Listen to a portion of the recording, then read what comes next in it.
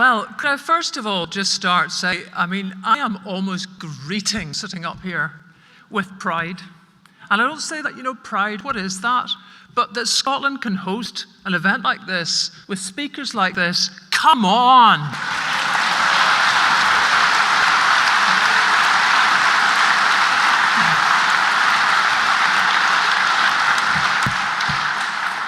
My God, we've waited a long time to sort of regather ourselves here with the full force of all the knowledge, all the opinions, all the discontent, all the history, all the perspectives that come from a whole wheen of different parties here in our country, in Scotland. This is absolutely marvellous. So well done to the organisers.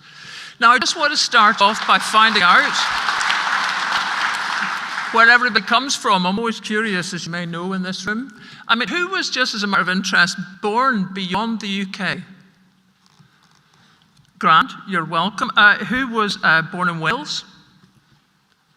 Right, okay.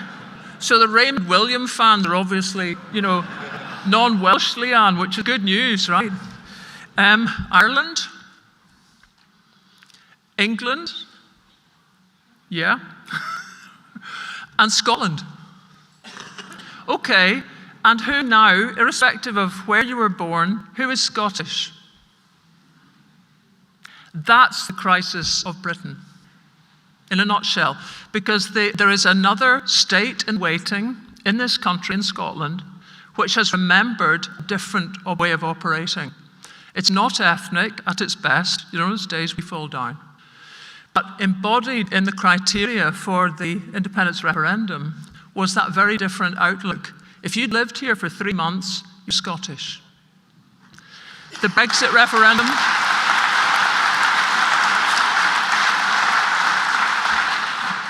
The Brexit referendum, you had to be British, Commonwealth, or Irish citizens to vote. And that meant people who'd spent their entire lives here from other countries, no vote. And no one argued about that. The same way as no one in Scotland argued about the idea that if you'd been here for 3 months, you were Scottish. Talk about your Irish come into the parlour if you're Scottish. You just have to be here 3 months and you're in. Now that is a great demonstration of what's driving, I think, the breakup of Britain now, because Scots have got a different conception of what a country can be. We're carrying it. Without even being totally aware of it, we deploy it. When we have a big moment, it just comes in. Now, let's not get carried away. There's some pretty dodgy sides to us on a bad day too.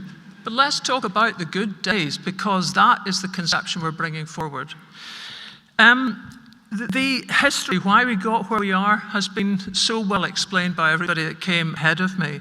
But the exceptionalism is now totally falling apart for all the reasons outlined. But from my mind, as someone who's spent a lot of time looking east to the small independent countries who are, on almost every measure, the best performing societies on earth, we know now there are other ways to run a country.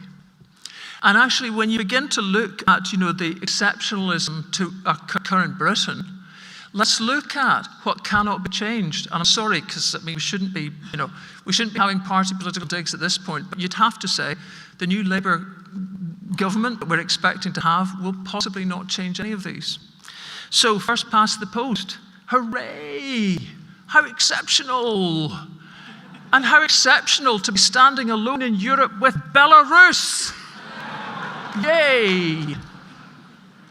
The House of Lords, yay! It is the only legislature in the world that's larger than its elected one.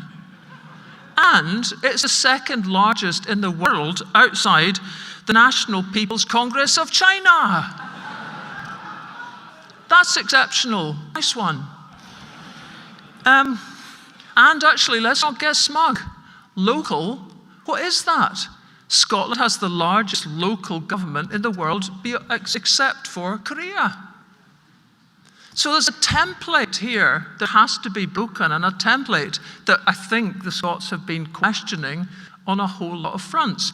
And there's the example that sits beside us. Because, Leanne, I think, was quite right. In fact, it might have been Caroline who said as well, we have to think about what the alternatives might be. Well, you don't have to look far. At the risk of plugging a forthcoming film on Denmark, Denmark. Now, I didn't know so much, but here's Denmark. It's used to control Norway, Sweden, Finland, Estonia, Iceland, Greenland, and Schleswig-Holstein. It lost them all. It lost finally in 1864 in a terrible war with the very bad idea of invading Schleswig-Holstein and taking on Bismarck. In hindsight, nobody took on Bismarck. And he nearly annexed Denmark, and Denmark nearly ceased to exist in 1864. Very nearly. And actually, it was only the Allies who didn't want Germany, Prussia, taking up more territory that stopped Denmark being wiped from the map. That is the kind of existential crisis the Danes faced in the late 1800s, and they got over it. They got over losing a lot of it. They focused on themselves, they renovated their own thinking and country, and they are now the world's most energy self-sufficient country.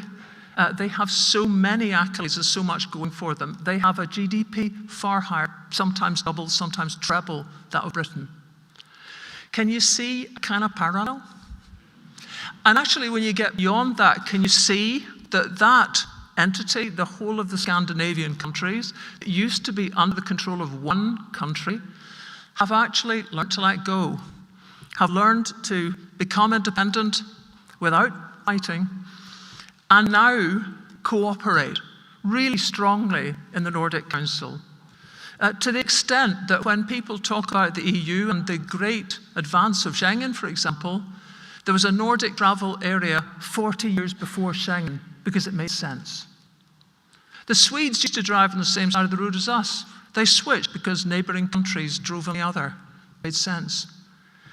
This is the kind of way you can operate when you are not having this British model of a kind of primal sovereignty that still resides in Westminster as a drawdown from the sovereign. We've never got away from that. We're still sitting with the divine right of kings embodied in a prime minister who can do what the hell he likes.